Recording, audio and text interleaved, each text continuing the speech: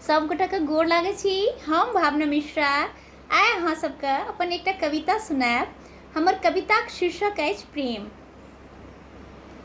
प्रेममे किछु तऽ खास अछि जे भगवान कृष्णक 16,108 रानी होयबाक बाद भी भगवान कृष्ण राधाक लेल तरसैत रहथिन।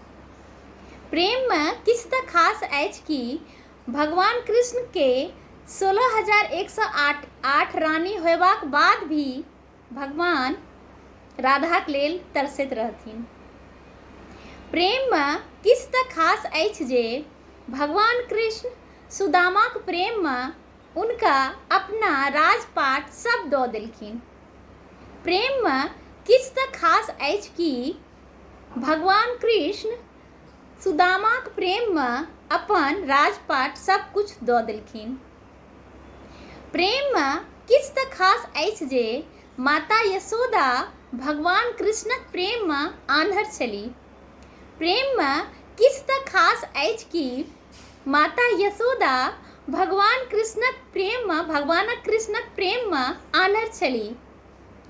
प्रेममे किछु तऽ खास अछि जे राधा कृष्णक प्रेममे शुद्ध बुद्ध बिसरि गेलखिन। प्रेममे किछु तऽ खास अछि जे राधा कृष्णक प्रेममे शुद्ध बुद्ध बिसरि गेलखिन।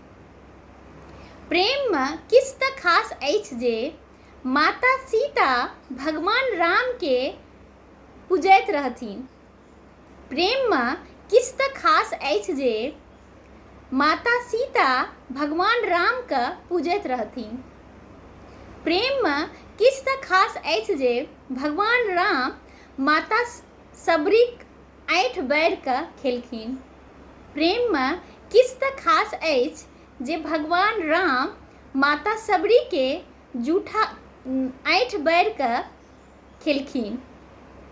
प्रेममे किछु तऽ खास अछि जे हीर राँझाक प्रेममे बताह रहथिन। प्रेममे किछु तऽ खास अछि जे हीर राँझाक प्रेममे बताह रहथिन। प्रेममे किछु तऽ खास अछि जे सोनी आ महिपाल एक दोसराक लेल मरि गेलाह। प्रेममे किछु तऽ खास अछि जे सोनी आ महिपाल एक दोसराक प्रेममे मरि गेलाह। प्रेममे किछु तऽ खास अछि जे जुगल जोड़ी जान दऽ दैत अछि। प्रेममे किछु तऽ खास अछि जे जुगल जोड़ी एक दोसराक लेल जान दऽ दैत अछि। प्रेममे किछु तऽ खास अछि जे दूर रहैत भी सदिखन लग रहैत अछि।